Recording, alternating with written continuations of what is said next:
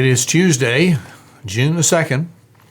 Pastor Marc back with my admittedly well-intended but probably inadequate growth and survival guide for this time of incredible rioting and violence in our culture, dealing with police brutality. I trust you're smart enough to know there's a lot more going on than just that. Yesterday, I asked you to pray in a deep, sobering, and repentive spirit, and to realize that this is not somebody else's problem. It's our problem, and we've got to come through this together. Today, I want you to indulge me as I read an article. It's out of the Washington Post. It came last week, and I'm going to change the names in it to protect innocent people and to be generic about some references to our culture. But I will warn you right now, it does mention our president. There is no way I can avoid doing that. If that offends you, turn me off right now. But to be faithful to the article, I have to do this in an effort to teach us not what to think, but how to think. It is not my intention to be critical. It is my intention to be faithful and analytical in a constructive way. Hear the article and let me clean it up, and then let's process it. Talking about the coronavirus. Quote, I think everybody is kind of over it. You know what I mean? Says a realtor name, and here's my fictitious name for her. I'll call her Gloria Glory. I like that. That's pretty good. Gloria Glory. From Jacksonville, Florida. She wants the roaring Trump economy back. One thing that helped her get over the coronavirus was the boaters, B-O-A, out on a boat like a yacht, Boaters for Trump flotilla on the 16th of May. She hopped in a friend's 40-foot sports fishing boat with some chicken wings and Corona beer. Now, pay attention to that. That wasn't just a random purchase. And joined the fleet of vessels on the intra-coastal waterway.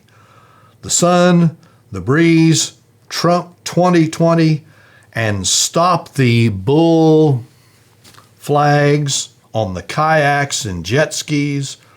The boats dubbed with carefree puns like not, spelled with a K, K-N-O-T, not to worry. It was almost biblical, Gloria said. It's all part of getting out there and letting everybody know we're not going to die from this. And what if the coronavirus surges back because we're all over it and having a summer and we do die from this? I have God in my heart, so God could take me out any day, Gloria says. He can take me out in any way he wants to. And if it's my time to go, it's my time to go. I don't think anyone I know is personally concerned. None of us are afraid because we have God in our souls and God in our hearts, and we don't watch. And she names a tribalistic news expression as she finishes her quote. Think about that.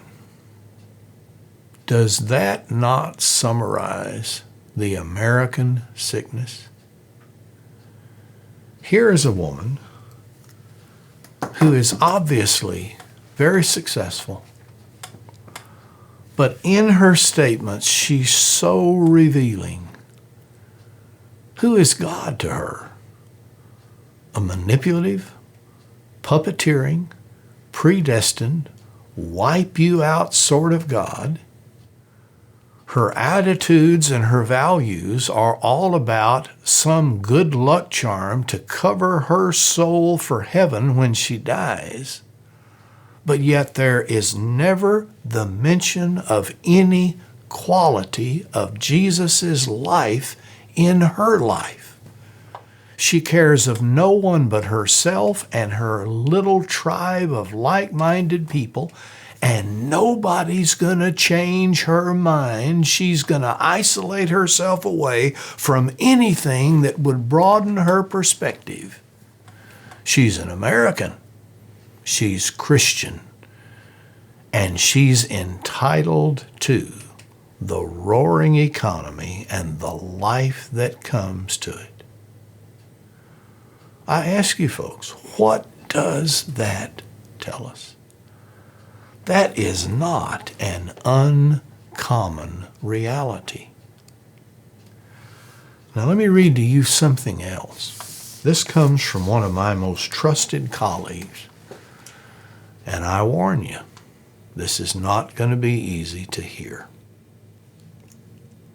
Micah chapter 6, verse 8. He has told you, human one, what is good and what the Lord requires of you, to do justice, embrace faithful love, and walk humbly with your God. Hello, church, my friend writes to his own church.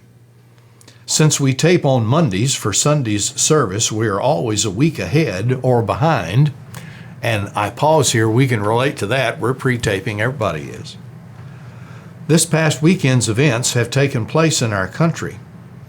Have created bitterness, anger, strife, suffering, as systematic racism has once been given life through the arrest of George Floyd in Minnesota, leading to his death.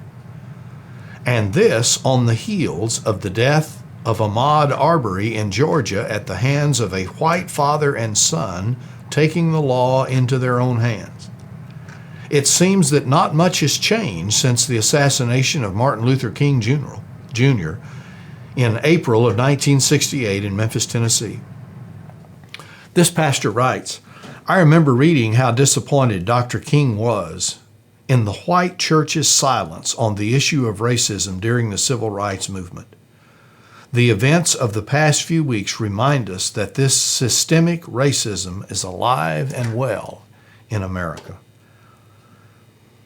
The church's mission statement, again referring to his church, not ours, of experience and share God's love, as well as the powerful words as to what God requires us from Micah, calls us to such a life at a time like this.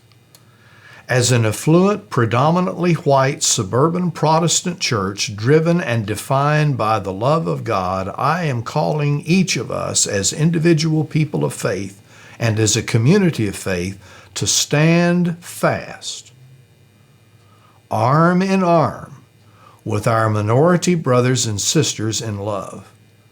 Our staff and leadership will be exploring ways that we can reach out to our brothers and sisters of color to help them in whatever ways they need us to in this time of visible, present, evil, and flagrant racism.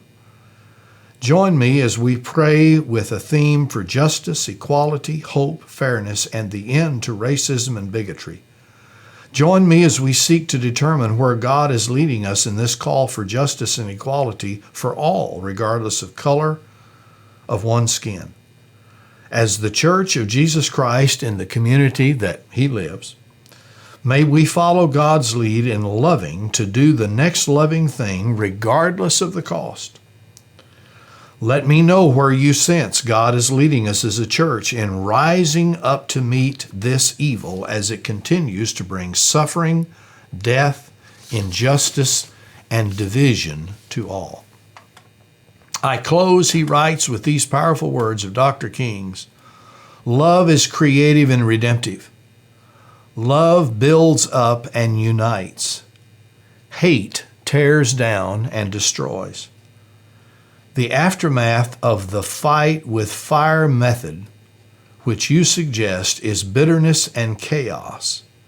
And the aftermath of the love method is reconciliation and creation of the beloved community.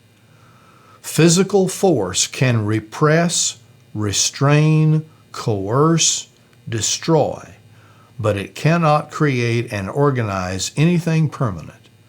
Only love can do that. Yes, love, which means understanding, creative, redemptive goodwill, even for one's enemies, is the solution to the race problem. That's written by Dr. King in 1957, 2 years before I was born. I've shared with you 2 different perspectives today. My fictitious name of a real person from Florida on her yacht with Jesus in her pocket, and Dr. Martin Luther King, who raised the awareness of this problem 62 years ago. My devotional tomorrow will finish this 3-day series that started yesterday, continues today, and will conclude tomorrow. It offers my loving way of a way forward. I encourage you to continue to pray, but do so in a very repentive fashion. And I'll see you tomorrow and do my best to draw this to a close. Until then, grace and peace.